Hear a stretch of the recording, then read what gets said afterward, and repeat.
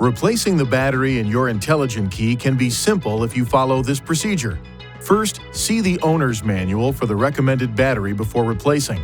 Next, release the lock knob and remove the mechanical key from the intelligent key. Place a cloth over a small flathead screwdriver and insert the tip into this slit. Now, twist the screwdriver to separate the intelligent key into two pieces. Look at the battery to observe which side is up so you can put the replacement battery in the same way.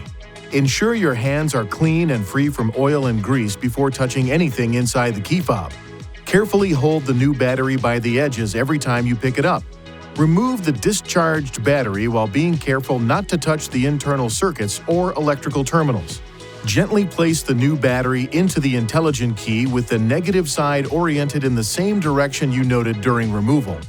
Align the tips of the two halves and then close the key fob by pushing along the edges. Lastly, operate the intelligent key to ensure it works properly. If you need assistance with replacement, it is recommended you visit an INFINITI retailer.